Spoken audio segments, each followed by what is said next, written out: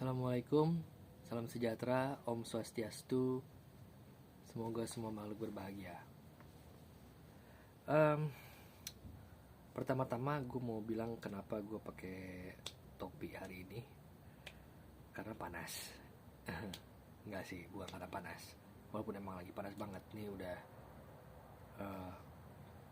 93 derajat Fahrenheit. So sekitar berapa ya, mungkin sekitar 40 kali, 39 derajat, 38 derajat, pokoknya panas banget dah.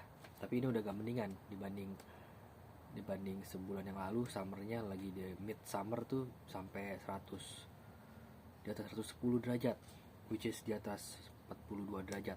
Gokil dah. Oke. Kenapa gue pakai topi? Karena rambut gue berantakan.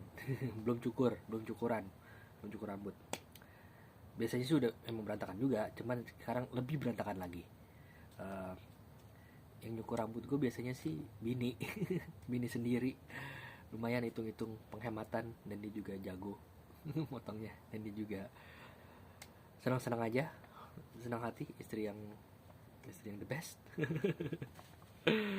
Ngejilat dikit. um, Lagian mahal juga di sini barbershop sumpah mahal banget di sini. Bangsa $20, $30 tuh, habis itu masih ngasih tip lagi kan. Di sini kan orangnya biasa pakai pada ngasih tip kalau untuk bisnis service gitu ya. Oke, gue pernah pas di Hawaii itu ke barbershop di Hilo. Terus barbernya ngobrol-ngobrol gitu. Barbernya juga kebetulan owner juga, jadi kayak barbershop kecil gitulah, jadi berbuat tapi bagus tempatnya, kecil tapi bagus, sederhana tapi keren gitu ya. Terus dia cerita, oh dari Indonesia ya, gue bilang dari Indonesia gitu. Eh, Suka banyak tuh di Instagram gue orang-orang dari Indonesia bilang konten gue bagus, karena dia suka upload konten dia soal barbershop dia, soal cara dia motong lah, apa gaya-gaya rambut terbaru kayak gitu-gitu. Terus banyak yang komen bilang, bagus kontennya bang gitu. Terus dia nanya, bang apaan sih, kayak suara pistol gitu ya, dijangkain gitu. Gue bilang, bukan bang, itu maksudnya bukan bang bang kayak dor dor kalau di Indonesia, tapi bang itu abang, means big brother, artinya ya panggilan untuk sopan dan respect lah gitu. Udah, itu kocak sih emang. Oke, next. Sebetulnya video yang sekarang ini gue mau ngomongin soal kemarin kan banyak tuh pasang gambar peringatan darurat warna biru Gunung Garuda. Gue juga ikutan bagiin tuh di sosmed pribadi. Keren sih kalau gue bilang kemarin itu momentumnya ya. Berasa kayak sebagian besar rakyat tuh setuju dan bersatu atas suatu hal yang kalau gue bilang, dan semua orang mungkin ya, sebagian besar lah, mungkin itu sesuatu yang sangat kritikal buat kehidupan kita.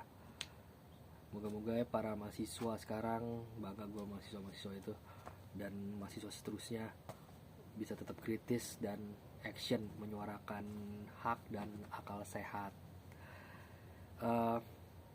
Oke, bukannya gue maksudnya mau political sih, cuman gue mau ngomongin aja sesuatu yang ada in common. Kebetulan temanya mirip gitu ya.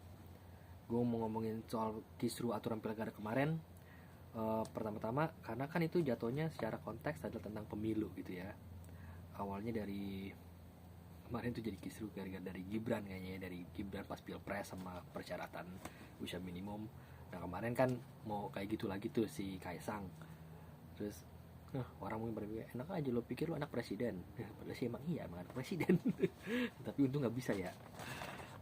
Nah intinya pokoknya itu kan soal pemilu gitu ya. Pemilu itu kan salah satu aspek penting dalam demokrasi, dalam sistem berdemokrasi.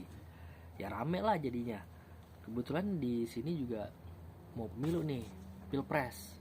Nah, pilpres Amerika, Donald Trump lawan Kamala Harris.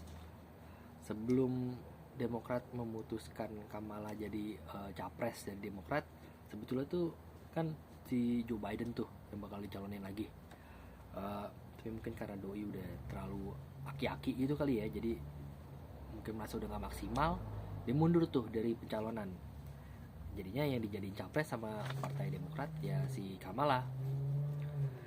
Kalau doi jadi presiden Amerika buat next term, si Kamala Harris nih, yang artinya menang lawan Donald Trump, Kamala Harris berarti dia perempuan, presiden perempuan pertama Amerika. Gokil ya, Amerika belum pernah punya presiden perempuan. Kalah sama Indonesia, sama Bu Mega dulu udah pernah. Plus selain itu, dia adalah orang kedua sebagai warga kulit berwarna gitu kan. Dia campuran India and Black, African American gitu ya. Yang pertama adalah Obama. Nah, keren sih kalau menang dari sisi itu ya. Gue nggak ngambil siapa. Ini cuma mikir kerennya aja gitu dalam sejarah perpresidenan Amerika. Nah, tapi yang mau gue omongin sebenarnya itu soal pemantauan gue tentang pemilu dan kampanye di sini. Rasanya tuh apa ya, beda banget sama Indonesia, sama di Indonesia gitu.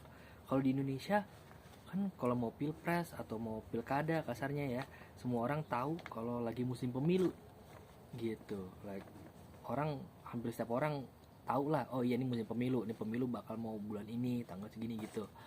Ya, mungkin tanggal masih belakangan, tapi biasanya orang tahu tuh. Kalau di sini so far yang gue lihat tuh kayak nggak berasa musim pemilu. Nggak ada baliho, nggak ada poster atau spanduk kampanye di jalanan gitu atau di gedung-gedung, nggak ada. Bahkan di TV pun jarang-jarang gue lihat.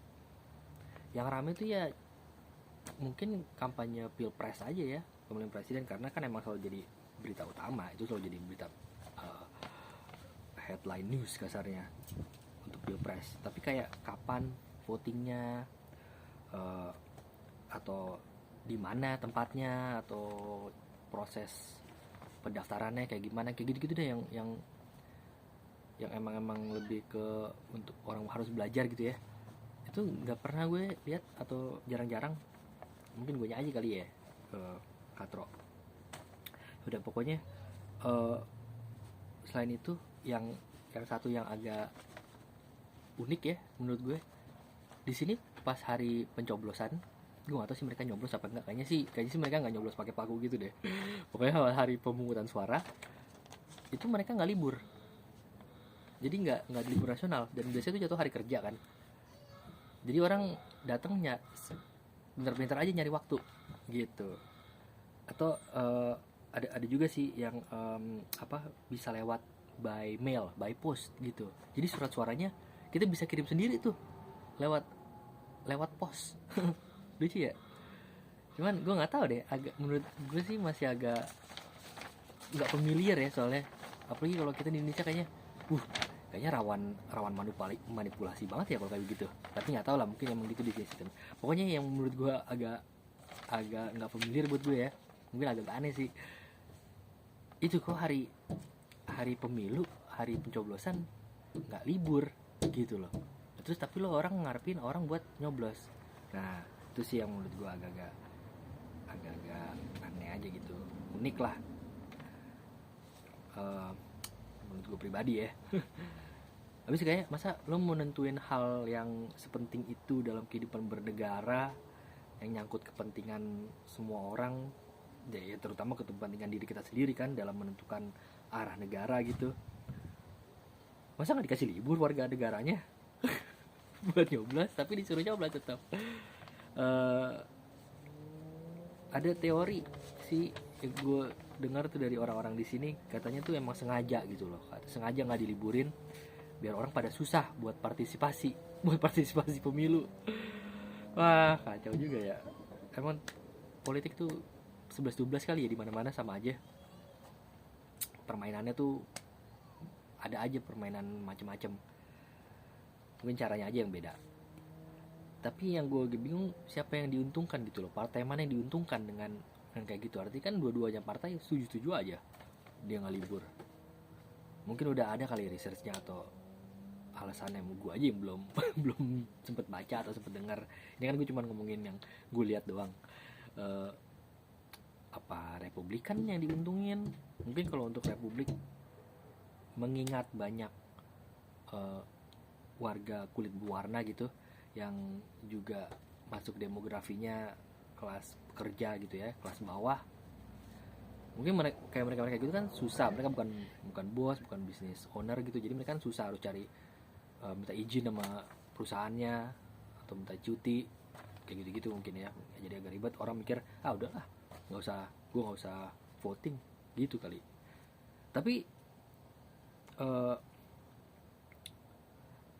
mungkin ya, jadi kan karena mereka nggak bisa voting gitu, ini kenapa yang orang kulit berwarna, orang lower income nggak bisa voting, jadi yang orang-orang sayap kanan gitu, yang mungkin lebih kelasnya lebih di atas, mereka bebas bisa voting, jadi mereka bisa dapat lebih banyak suara. Mungkin itu teorinya, itu yang mereka bilang sih. Tapi kan kalau dipikir-pikir lagi, Demokrat kan bisa tinggal ngingetin orang-orang itu, bilang inget ya, dari jauh-jauh hari gitu, lo harus siap-siap cuti gitu, atau siap-siap cari waktu buat voting, kan bisa ya. Jadi tapi nggak pernah kedengeran gitu, mungkin karena gue baru kali di sini ya, jadi nggak.